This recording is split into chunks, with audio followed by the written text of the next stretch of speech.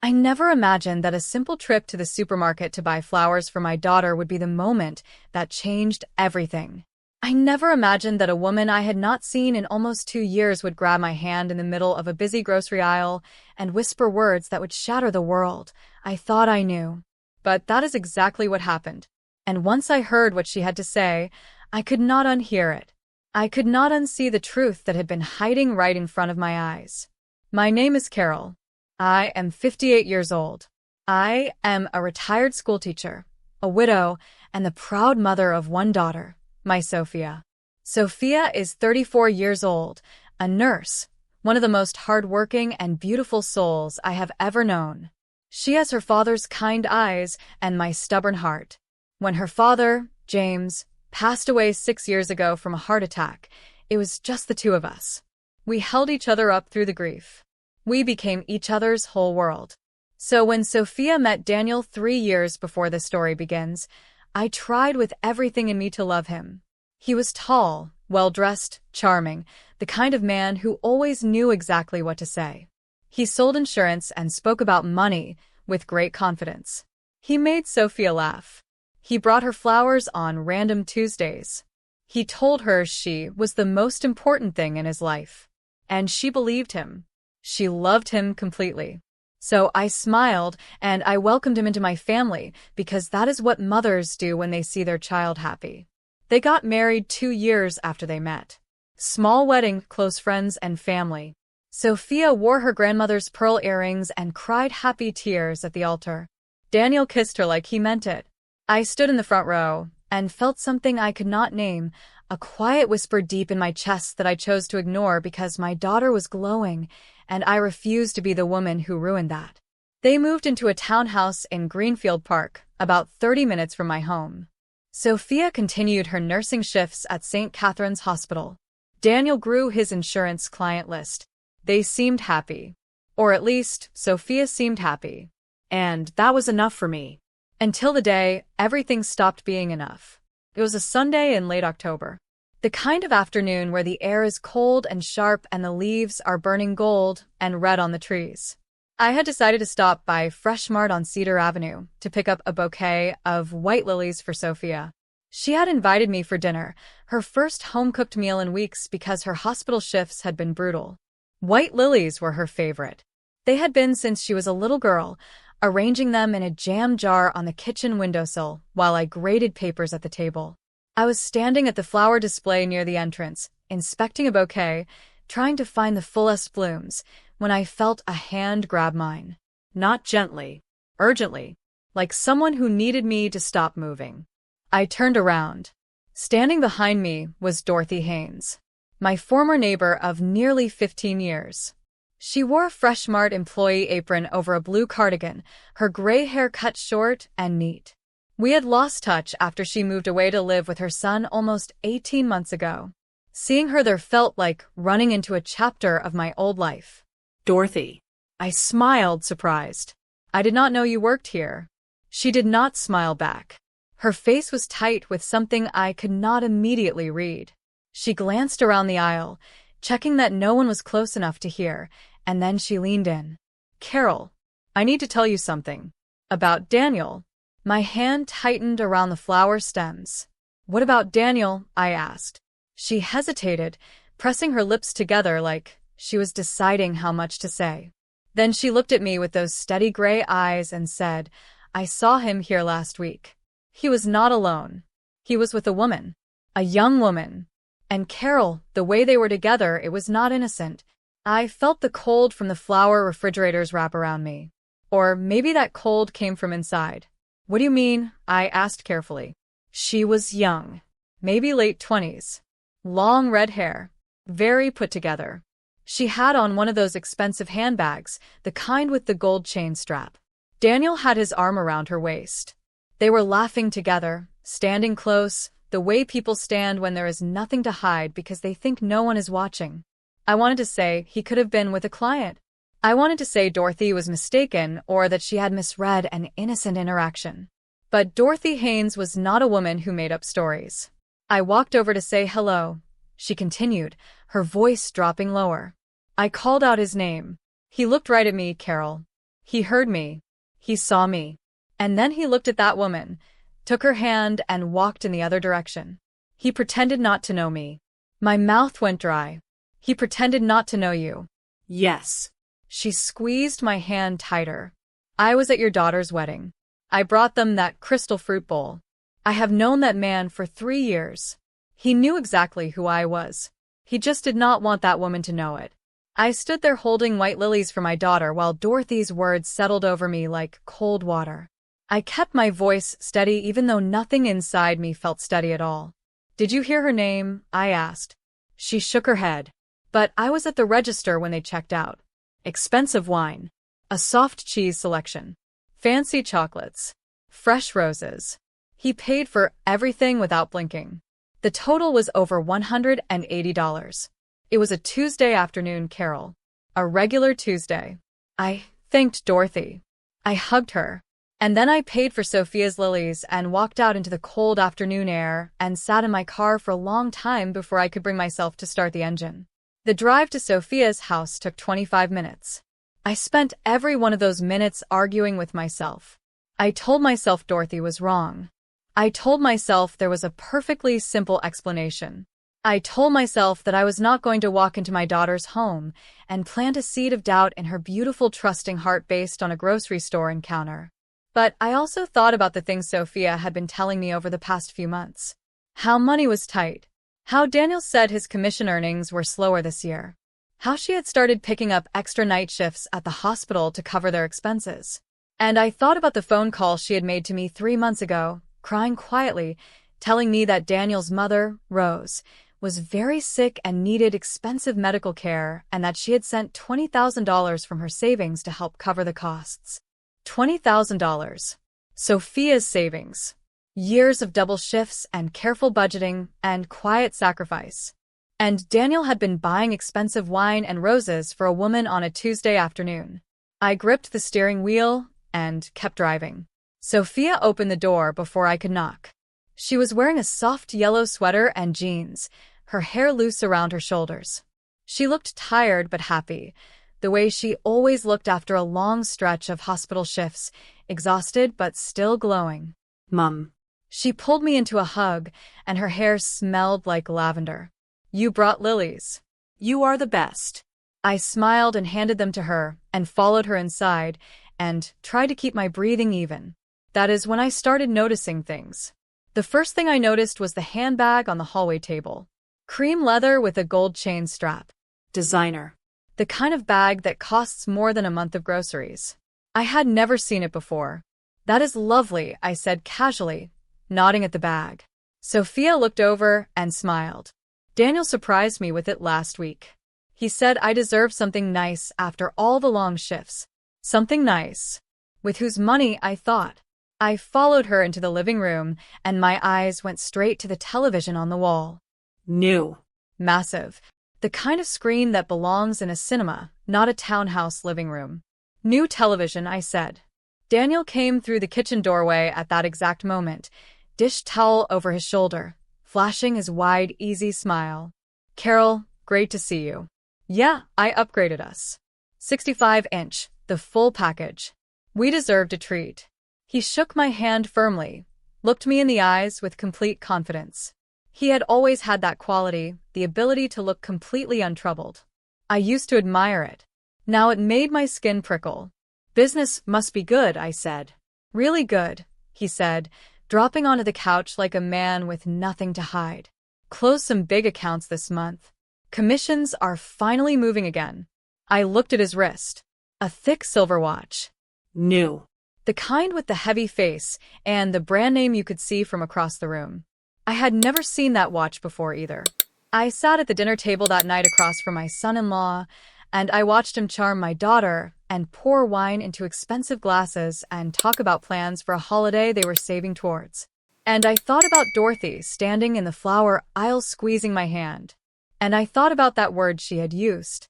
Together. They were together. 3 days after that dinner, I made a decision.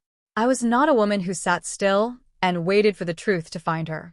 James, my late husband, used to say that about me. He said, Carol, You're the kind of woman who opens every door in the house until she finds the right one. He meant it with love. So I opened a door. I looked up private investigators online at 11 o'clock at night sitting at my kitchen table in my dressing gown. I searched for someone with experience in infidelity cases and financial investigations. I found a woman named Sandra Cole, former detective, 14 years in the field. The reviews called her thorough, discreet, and honest. I called her first thing the next morning. Her office was on Millbrook Street in the city center. Small building, second floor. I climbed the stairs and knocked on a frosted glass door, and a calm, steady voice told me to come in. Sandra Cole was in her mid-40s, with dark natural hair pulled back and the kind of face that did not give much away unless she chose to. She gestured to the chair across from her desk and folded her hands and waited. I told her everything. Dorothy at the supermarket.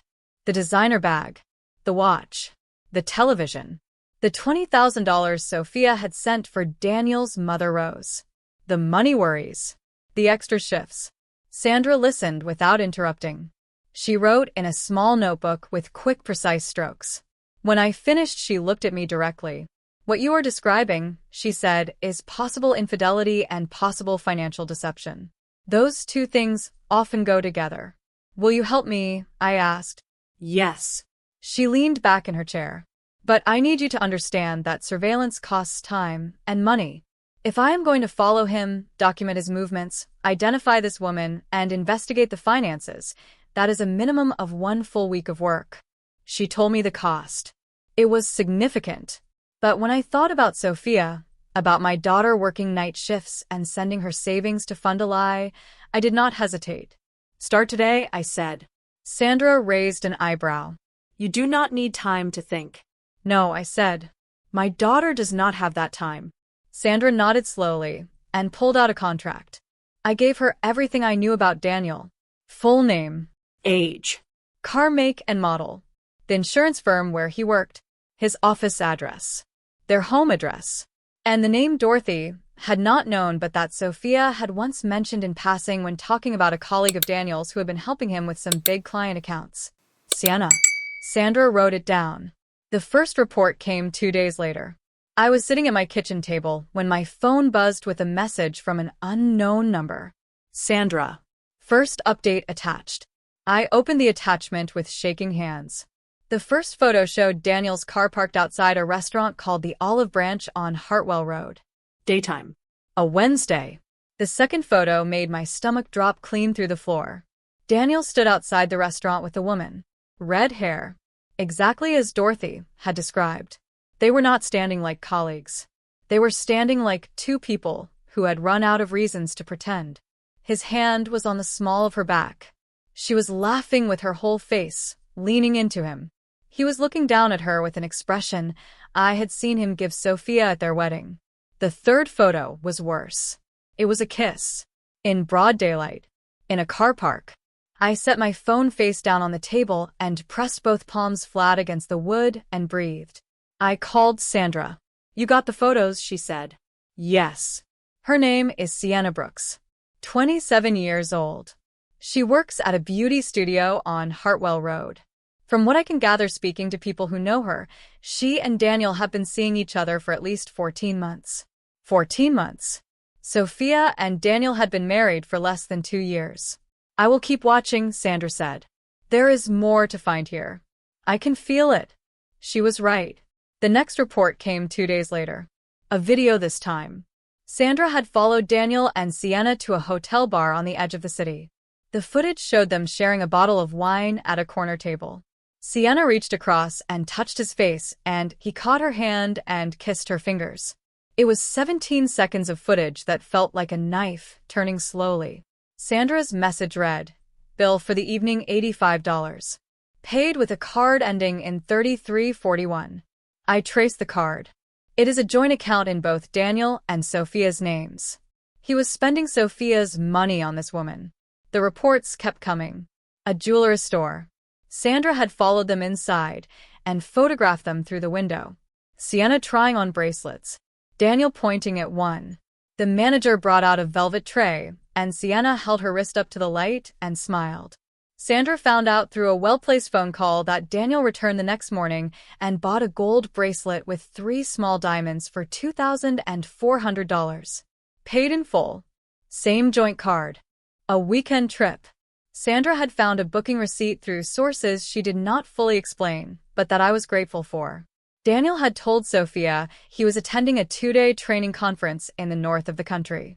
He had not attended any conference.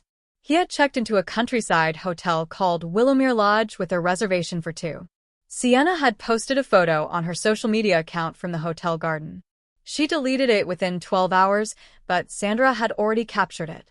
Sandra sent me the full breakdown of what she could document. The bracelet, $2,400. The hotel, $950. Dinners, for confirmed, total $680. Shopping, 2 trips, estimated $1,100. Total confirmed, over $5,000 in 6 weeks. And the $20,000 Sophia had sent for Daniel's mother Rose. Sandra had checked. I found Rose Hargrove, she said over the phone. She is 69 years old. She lives at Maplewood Care Lodge on the eastern side of the city. I spoke to a staff member posing as a family friend.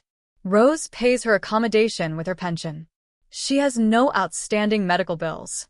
She receives standard care for mild arthritis and a manageable heart condition. No specialist treatments. No expensive medications. I closed my eyes. Not a single dollar of that $20,000 went to his mother, Sandra said. Whatever money Sophia sent, Daniel kept it for himself. I stood in my kitchen holding the phone, and I thought about my daughter. I thought about her exhausted face at dinner. I thought about her saying they needed to be careful with money. I thought about the pride in her eyes when she told me she had helped with Rose's care because it was the right thing to do. I want everything, I told Sandra. Every photo. Every receipt. Everything you have found. I am going to show Sophia the truth. Sandra was quiet for a moment. She might not believe you, Carol. Some women choose the lie over the truth when the truth costs too much. I know, I said. But I have to try. Before I went to Sophia, I decided to visit Rose. Maplewood Care Lodge was a low brick building on a quiet street lined with old oak trees. The car park was half empty. Inside it smelled of cleaning fluid and warm soup. The woman at the reception desk barely looked up as I asked for Rose Hargrove's room number. Room 11, she said. Down the hall, 3rd door on the right. I knocked softly, and a small dry voice told me to come in. Rose Hargrove was a tiny woman with white hair and soft brown eyes behind thick glasses. She was sitting up in bed with a crossword puzzle open on her lap. Her room was clean but plain. A single window, a bedside table with a glass of water, and a framed photograph. The photo showed a much younger Rose with a small boy of about 7 or 8, who I recognized as Daniel. Mrs. Hargrove, I said gently. My name is Carol. I am Sophia's mother. Daniel's mother-in-law. Her face changed immediately. She put down her crossword and looked at me with warmth and something that looked a little like relief. Sophia's mother. Oh my goodness. Come and sit down. Please. I sat in the chair beside her bed. I brought you some things, I said, placing the bag I had brought on her bedside table. Biscuits and some fruit and a warm pair of socks. Her eyes filled. Oh, you did not need to do that. No one brings me things. I kept my voice gentle but steady. Does Daniel visit often, Rose? Her expression shifted. He calls sometimes. Once a month, perhaps. He has not been here in person since spring. That is nearly 7 months. I folded my hands in my lap. Rose, I need to ask you something, and I need you to be honest with me. Did Daniel send you any money recently? A large amount. For medical care or treatment? She looked confused. Money? No. Why would he send money? I told him I am fine. The pension covers this place. I do not need charity. I looked at her steady eyes and I knew she was telling the truth. Sophia sent Daniel $20,000, I said carefully. She thought it was to help with your medical care. She thought you were seriously ill. Rose stared at me. $20,000. She shook her head slowly. I am not seriously ill. I have arthritis in my hands and a heart that needs monitoring. But I am not dying. No one told Sophia I was dying. I looked around her small plain room. The thin blanket on the bed. The dated curtains. She was not in a bad place, but she was clearly not being taken care of by her son. Rose, I said. Did Daniel promise you anything recently? Anything he said he would do, but has not done. She was quiet for a moment. Then she said softly, he promised to buy me a new electric blanket before winter. Mine stopped working in August. He said he would bring one on his next visit. That was 4 months ago. I reached across and held her hand. I am going to bring you an electric blanket, Rose. Next week. And I am going to bring Sophia to meet you. She looked at me with wide, uncertain eyes. You would do that? I promise, I said. When I left Maplewood and sat in my car in the car park, I did not cry. I did not have the luxury of falling apart yet. I had work to do. I called Sandra. She confirmed everything. $20,000. Not a cent of it given to Rose. Daniel had deposited the money into a personal account that Sophia did not know existed. From there it had moved in pieces into everyday spending and into the affair. So, what is your plan? Sandra asked. I have one, I said. And I did. The plan came to me that night as I sat at my kitchen table with Sandra's full report spread out before me. Every photo, every receipt, the hotel booking, the jeweler's store transaction, the screenshots of Sienna's deleted social media posts, a detailed timeline of Daniel's movements and spending. I organized everything into 4 neat folders. Folder 1, the affair. Photos. Receipts. Sandra's notes and timeline. Folder 2, the money. The breakdown of spending. The paper trail showing the joint account charges. The confirmation from Maplewood that Rose had received nothing. Folder 3, the lies.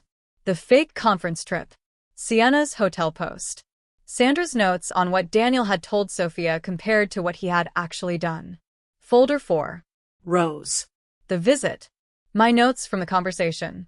Proof that the woman Daniel had claimed was seriously ill was in fact a lonely elderly woman being ignored by her own son. I placed the folders neatly on my kitchen counter, and then I picked up my phone and I called Sophia. She answered on the second ring. Hey. Everything okay? Yes, sweetheart. I was just thinking about you. I have been meaning to give you something for a long time, and I keep putting it off. Your grandmother's gold locket. The one she left me. I always said it should be yours one day.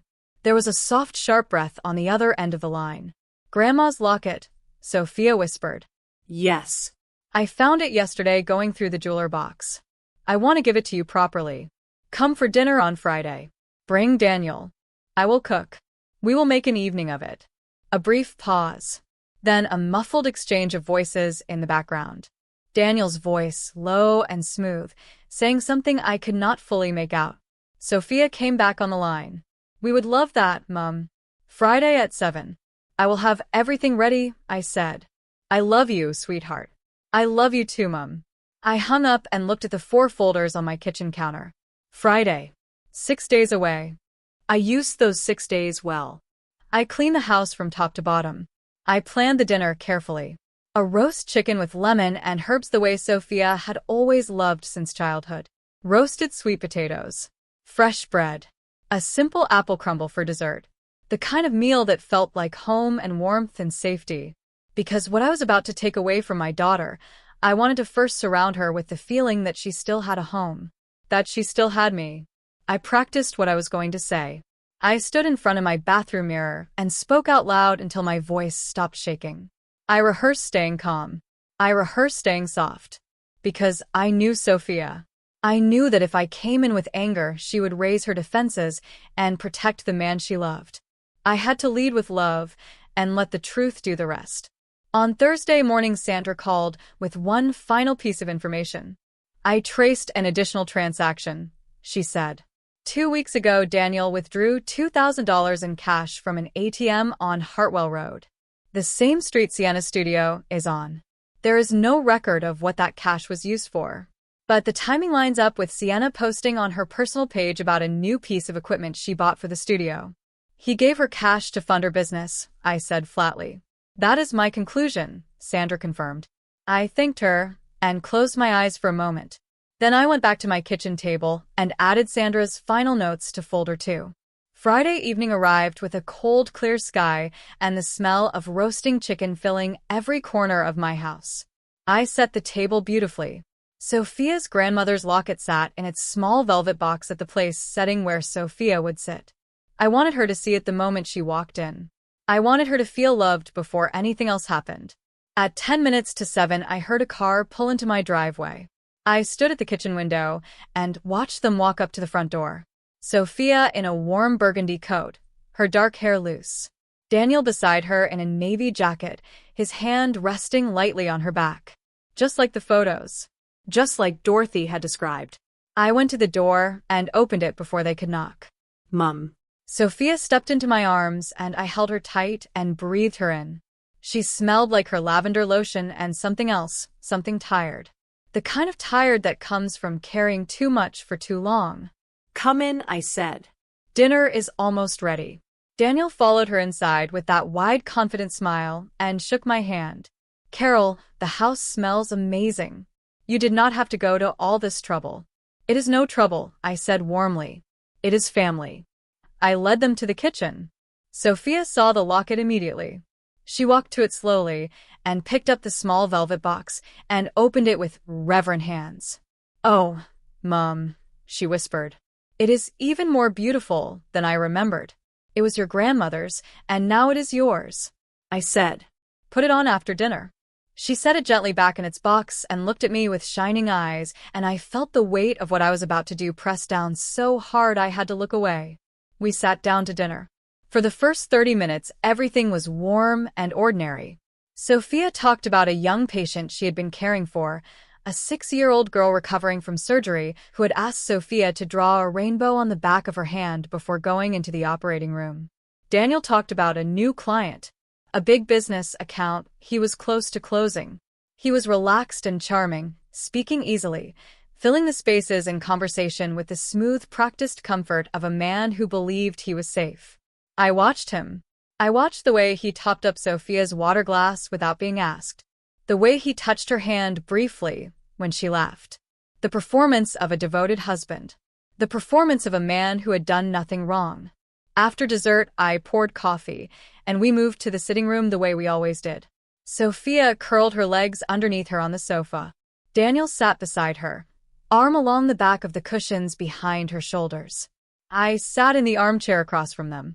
"There is something I want to talk to you both about," I said. Sophia looked up. "Everything okay, Mum?" I reached to the side of the armchair and lifted the 4 folders from behind the cushion where I had placed them earlier. I set them on the coffee table between us. The room changed. I felt it the way you feel a change in air pressure before a storm. Something shifted. Daniel's arm dropped from behind Sophia's shoulders.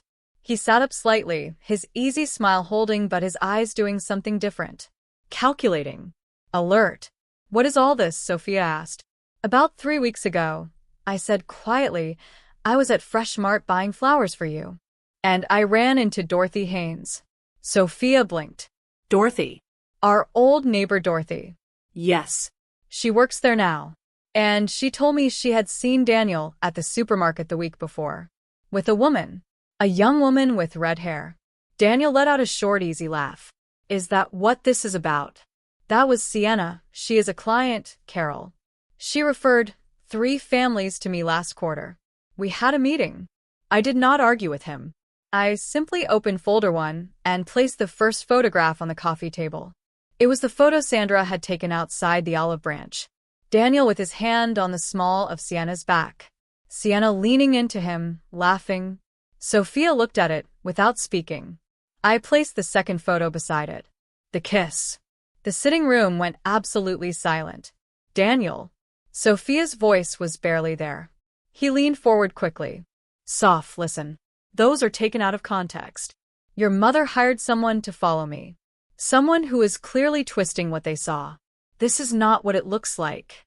I opened folder 1 further and laid out the rest. The dinner receipts. The jeweler's store. A printed screenshot of the hotel booking. The screenshot of Sienna's deleted photo from Willowmere Lodge, her smiling in the hotel garden with the tagged location visible. "Your mother told me you went to a training conference that weekend," I said. Sophia was staring at the hotel screenshot. Her hands had gone very still in her lap.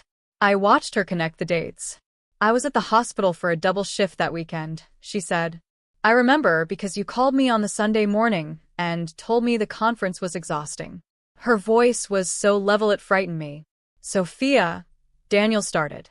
She held up one hand. Just stop. She looked at the photos again, and then she looked at me. Is there more? Yes, I said. I opened folder 2. I took her through the money carefully. Sandra's breakdown of what had been spent through the joint account. The bracelet. The hotel. The dinners. The cash withdrawal. The numbers were precise, and the receipts were there to back every one of them. He spent over $5,000, I said. All from the account you share with him. Sophia pressed her hand to her mouth. And then I told her about the $20,000. I went to see Rose, I said gently. I went to Maplewood Care Lodge last week. Something moved across Daniel's face. Something that looked like the first moment of real fear. Rose is not seriously ill, I said. She has managed conditions, arthritis, and a monitored heart, but she is not receiving any specialist treatment or expensive medications. She told me she has not seen Daniel since spring, and she has never received any money. Sophia turned to look at Daniel. Her face was white. The color had gone completely out of it. My savings, she said. My $20,000. Daniel stood up abruptly. This is insane. He is pointing at me but looking at Sophia. Your mother had some stranger dig through my private life, and now she is building a case against me based on lies and manipulated evidence. I am not going to sit here and be interrogated. Sit down, I said calmly. He looked at me with flat, cold eyes. Excuse me. Sit down, I said again. Because if you walk out that door right now, your wife will spend the rest of her life wondering what you were running from. He sat down. Slowly. Like a man calculating his next move. I opened folder 3. This is the conference, I said. Sandra confirmed there was no training event registered in the industry during those dates. Not anywhere in the country. I placed the Willowmere Lodge receipt in front of Sophia. Guest name. His name. 2 occupants. And then I played the audio clip. Sandra had managed to obtain a brief recorded exchange from a mutual contact who had spoken with Daniel at a social event 3 months ago, a candid private conversation in which Daniel had laughed about how easy it was to keep things compartmentalized. The way he said it was too casual to be innocent. Sophia listened to every word without blinking. And then I opened folder 4. I want to tell you what Rose told me, I said softly. She told me she has not seen her son in 7 months. She told me she pays her own accommodation with her pension. She told me Daniel promised her an electric blanket 4 months ago because hers broke, and she has spent every night since then sleeping under a thin cotton blanket in an unheated room. Sophia made a sound then. Not a cry. Something smaller and more broken than that. Like air leaving a wound. He promised her a blanket, she said. And she is still waiting. Daniel's jaw was working, but nothing was coming out. All his smooth words had dried up. The practice charm had nowhere to go when the evidence was spread out in 4 folders on a coffee table between us. Sophia stood up. She did not look at the photos again. She did not look at the receipts. She looked at Daniel. I want you to tell me the truth, she said. Her voice was very quiet and completely steady. Not performing emotion. Just asking for something real, possibly for the first time in a long time. Daniel looked at her for a long moment. And then something changed in him. Something cracked open that I do not think he intended to let out. I was drowning, he said. His voice was low and ugly with something that sounded almost like relief at being caught. You know how much pressure I have been under. The accounts were not coming in the way I told you. I had debts. Real debts. Credit cards. A personal loan. I owed people money. And you just had it sitting there. You had savings and I needed it, and you offered it because of course you did. Because you always do the right thing. So you lied about your mother, Sophia said. His silence was his answer. You made me believe she was dying, Sophia said. You took my savings and you spent it on her. She stopped and looked at the photos on the table. On Sienna. Daniel did not answer. Do you love her? Sophia asked. His jaw tightened. That is not the point. That is exactly the point, Sophia said. Do you love her? He looked away. And in that moment his silence told her everything she needed to hear and everything she had been afraid of knowing. Sophia picked up her grandmother's locket from its velvet box. She held it in both hands for a moment, looking at it. Then she set it back down on the table carefully and looked at Daniel. Get out, she said. Sophia, get out of my mother's house. His voice shifted. It turned sharp. You are not doing this, Michelle. You are not blowing up our marriage because of some photos and your mother's paranoia. Do not call me paranoid, I said quietly. He turned to me with cold fury in his eyes. You have spent the entire time we have been married trying to undermine me. You have never accepted me. You have never trusted me. And now you have poisoned your own daughter against her husband because you cannot stand to see her happy. She was not happy, I said.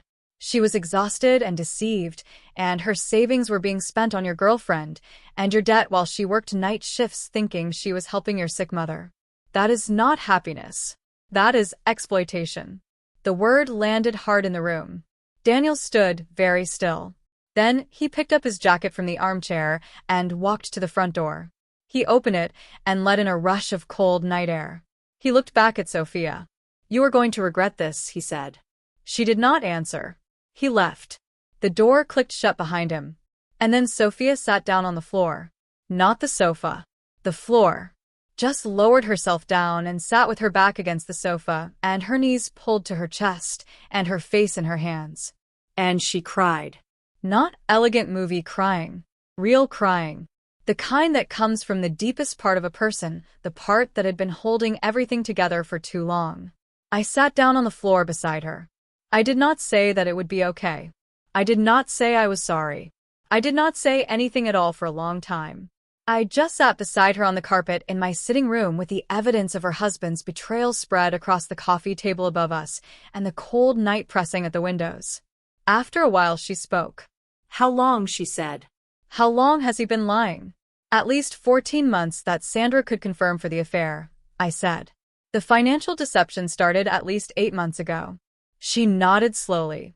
She was not surprised. I could see that. She was grieving something she had already known on some level for a long time. The body keeps score. The heart knows before the mind will admit it. I should have listened to myself, she said. There were signs. I kept explaining them away. You loved him, I said. She looked at me with red, swollen eyes. That is not a good excuse. It is not an excuse at all, I said. It is just what happened. And it is not your fault. She leaned her head on my shoulder, and I put my arm around her. We sat on the floor together until past midnight. Sophia stayed with me that night. I made up her old bedroom the way it had been when she was a teenager.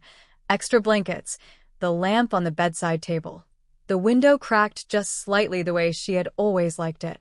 She showered and changed into the spare pajamas I kept for her and sat on the edge of her old bed looking around the room at the old posters still on the walls and the shelf of paperback books she had collected all through her teenage years.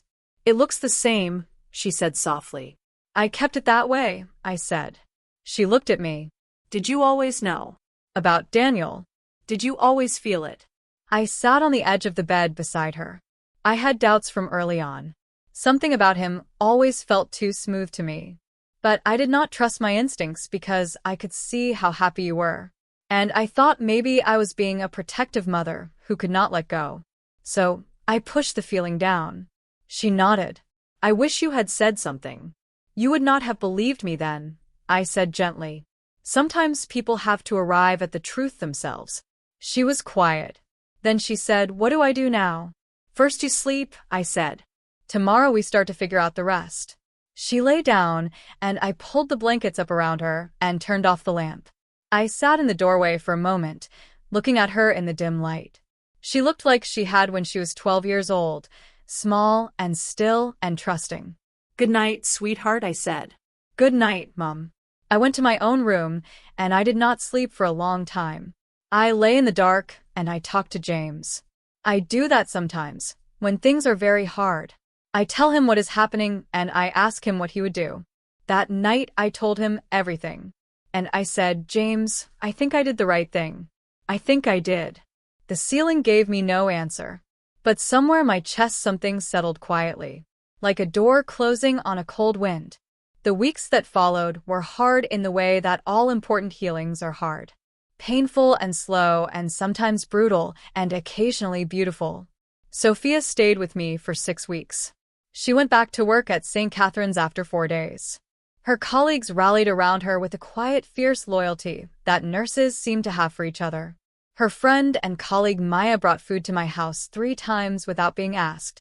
Sophia's ward manager called me personally to tell me that my daughter was one of the best nurses they had ever had and that she was going to be just fine. I believe that, I told her. I know she is. The divorce process began in November.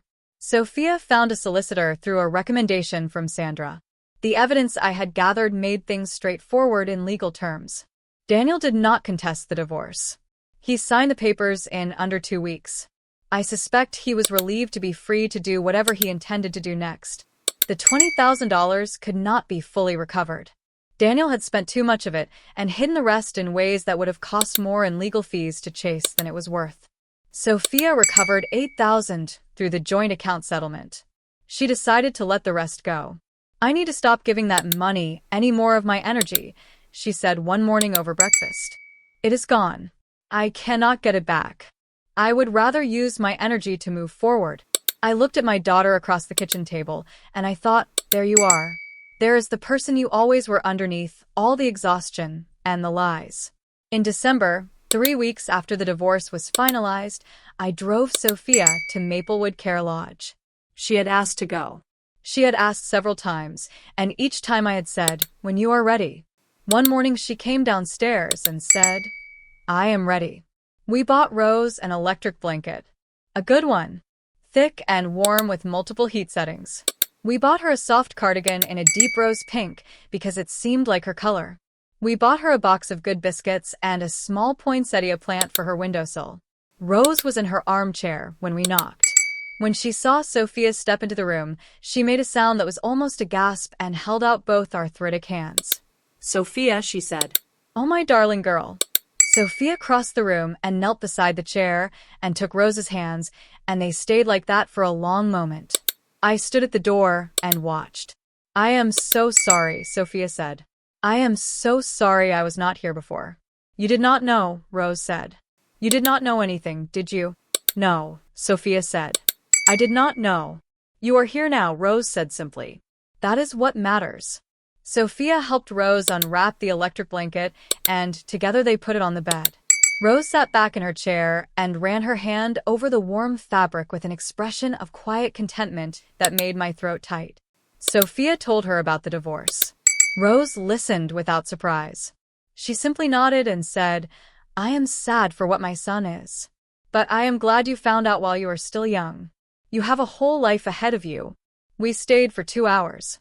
When we left and walked back to the car, Sophia stopped in the middle of the car park and looked up at the sky. It was a gray December afternoon, cold and still. She was never the sick mother, Sophia said. She was just a lonely woman whose son was too busy lying to visit her. Yes, I said. We are going to keep visiting her, Sophia said. It was not a question. Every week, I said. She nodded and got into the car. In January, Sophia moved back into her own place. A small, clean flat on the north side of the city, closer to the hospital, closer to me. She painted the walls herself. Pale yellow in the sitting room, white in the bedroom. She hung her grandmother's gold locket on a small hook beside her bathroom mirror, where she would see it every morning.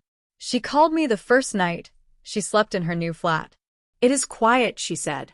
Good quiet or bad quiet, I asked. Good quiet, she said after a moment. Really good quiet. I cried after I hung up. Happy tears. The first happy tears I had cried in months. In February, I went for a walk along the river path near my house on a cold, bright Sunday morning. I do that sometimes when I need to think clearly. The water was fast and silver, and the bare trees on the banks were beginning to show the first small buds of the coming spring. I thought about Dorothy Haynes standing in the supermarket aisle grabbing my hand. I thought about how close I had come to dismissing what she said. I thought about what would have happened to Sophia if I had gone home that day and told myself it was not my business. The thought was unbearable. So I did not follow it for long. Instead, I called Dorothy. She answered on the third ring. Carol, I have been thinking about you. Is everything all right? Everything is all right, I said. I just wanted to tell you thank you for telling me the truth that day, for trusting that I needed to hear it even though it was hard. It is not an excuse at all, I said. It is just what happened. And it is not your fault. She leaned her head on my shoulder, and I put my arm around her. We sat on the floor together until past midnight. Sophia stayed with me that night. I made up her old bedroom the way it had been when she was a teenager. Extra blankets, the lamp on the bedside table. The window cracked just slightly the way she had always liked it. She showered and changed into the spare pajamas I kept for her and sat on the edge of her old bed looking around the room at the old posters still on the walls and the shelf of paperback books she had collected all through her teenage years. It looks the same, she said softly. I kept it that way, I said. She looked at me. Did you always know? About Daniel. Did you always feel it? I sat on the edge of the bed beside her. I had doubts from early on. Something about him always felt too smooth to me. But I did not trust my instincts because I could see how happy you were. And I thought maybe I was being a protective mother who could not let go. So I pushed the feeling down. She nodded. I wish you had said something. You would not have believed me then, I said gently. Sometimes people have to arrive at the truth themselves. She was quiet. Then she said, "What do I do now?" "First you sleep," I said. "Tomorrow we start to figure out the rest." She lay down, and I pulled the blankets up around her and turned off the lamp. I sat in the doorway for a moment, looking at her in the dim light. She looked like she had when she was 12 years old, small and still and trusting. "Good night, sweetheart," I said. "Good night, Mum." I went to my own room, and I did not sleep for a long time. I lay in the dark, and I talked to James. I do that sometimes, when things are very hard. I tell him what is happening, and I ask him what he would do. That night I told him everything. And I said, "James, I think I did the right thing. I think I did." The ceiling gave me no answer. But somewhere in my chest something settled quietly, like a door closing on a cold wind. The weeks that followed were hard in the way that all important healings are hard. Painful and slow and sometimes brutal and occasionally beautiful. Sophia stayed with me for 6 weeks. She went back to work at St. Catherine's after 4 days. Her colleagues rallied around her with the quiet, fierce loyalty that nurses seem to have for each other. Her friend and colleague Maya brought food to my house 3 times without being asked. Sophia's ward manager called me personally to tell me that my daughter was one of the best nurses they had ever had and that she was going to be just fine. I believe that, I told her. I know she is. The divorce process began in November. Sophia found a solicitor through a recommendation from Sandra. The evidence I had gathered made things straightforward in legal terms. Daniel did not contest the divorce. He signed the papers in under 2 weeks. I suspect he was relieved to be free to do whatever he intended to do next. The $20,000 could not be fully recovered. Daniel had spent too much of it and hidden the rest in ways that would have cost more in legal fees to chase than it was worth. Sophia recovered $8,000 through the joint account settlement. She decided to let the rest go. "I need to stop giving that money any more of my energy," she said one morning over breakfast. "It is gone. I cannot get it back. I would rather use my energy to move forward." I looked at my daughter across the kitchen table, and I thought, there you are. There is the person you always were underneath all the exhaustion and the lies. In December, 3 weeks after the divorce was finalized, I drove Sophia to Maplewood Care Lodge. She had asked to go. She had asked several times, and each time I had said, "When you are ready."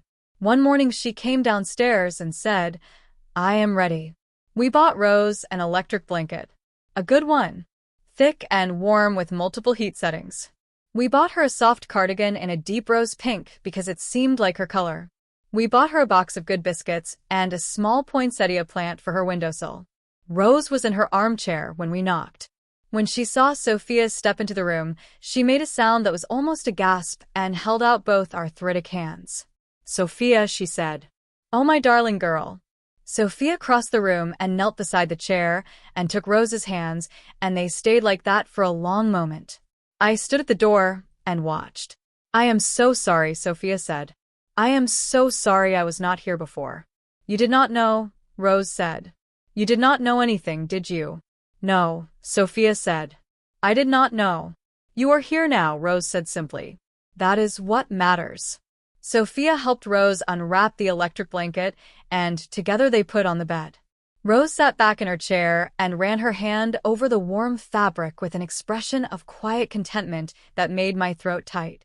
Sophia told her about the divorce. Rose listened without surprise. She simply nodded and said, I am sad for what my son is. But I am glad you found out while you are still young. You have a whole life ahead of you. We stayed for 2 hours. When we left and walked back to the car, Sophia stopped in the middle of the car park and looked up at the sky. It was a gray December afternoon, cold and still.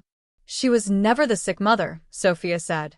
She was just a lonely woman whose son was too busy lying to visit her. Yes, I said. We're going to keep visiting her, Sophia said. It was not a question. Every week, I said. She nodded and got into the car.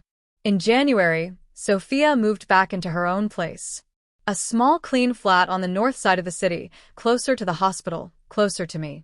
She painted the walls herself. Pale yellow in the sitting room. White in the bedroom. She hung her grandmother's gold locket on a small hook beside her bathroom mirror, where she would see it every morning. She called me the first night she slept in her new flat. It is quiet, she said.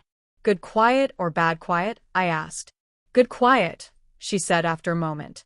Really good quiet. I cried after I hung up. Happy tears.